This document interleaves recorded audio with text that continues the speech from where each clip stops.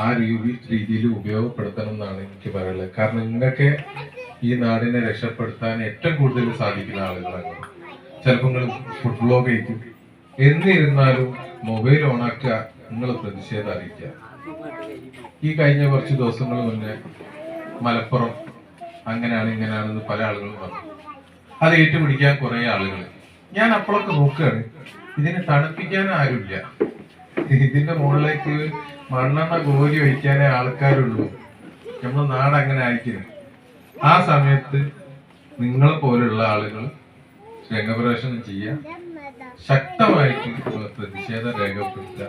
ഈ നാടിനെ കീറി മുറിക്കുന്ന ഒരു വലിയൊരു വിഭാഗം നമ്മളെ സമൂഹത്തിലുണ്ട്.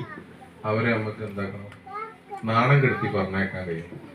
അതുപോലെ തന്നെയാണ് നമ്മൾ ഈ നാട്ടിൽ നടന്നുകൊണ്ടിരിക്കുന്ന ലഹരി. ഈ വിഷയങ്ങളിൽ ഏത് വലിയ ചാനലിനായിക്കോട്ടെ നിങ്ങൾ അത്ര കോണ്ടാക്ട് ഉണ്ടാവില്ല. ഇപ്പൊ ഉദാഹരണത്തിന് മാനുക്ക ഈ നാട്ടിൽ നടക്കുന്ന എല്ലാ കാര്യങ്ങളും മാനുക്കാന്റെ ചെറുപ്പം അവിടെ ആ ബുള്ളറ്റും കൊണ്ടെത്തും. അതെന്താന്ന് കഴിഞ്ഞാല് അതൊരു നെറ്റ്വർക്കാണ് ഉണ്ടാക്കിയെടുക്കണം. നിങ്ങൾക്ക് നിങ്ങളെ നാട്ടിൽ ഒരുപാട് മുക്കും മൂലിയും എല്ലാം അറിയുന്നതാണ്. ഇത്തരത്തിലുള്ള സമൂഹത്തിന് വലിയൊരു ദോഷം ചെയ്യുന്ന വിപത്തായ ലഹരിക്കെതിരെ ഏറ്റവും കൂടുതൽ ഒരു പ്രയാസം വരുമ്പോൾ നമ്മൾ ഒരു ഒറ്റക്കെട്ടായി നിൽക്കണം. ആരും ആരെയും തള്ളി പറയാതെ. യൂട്യൂബേഴ്സ് തന്നെ ഞാനൊരു യൂട്യൂബ് നോക്കുന്ന ആളെന്നുള്ള നിലയ്ക്ക് പറയുകയാണെങ്കിൽ പല യൂട്യൂബേഴ്സിനെ കുറ്റം പറഞ്ഞിട്ടാണ് ജീവിച്ചു പോകുന്നത്. അതിലൊരു റീച്ച് കണ്ടെത്തുക.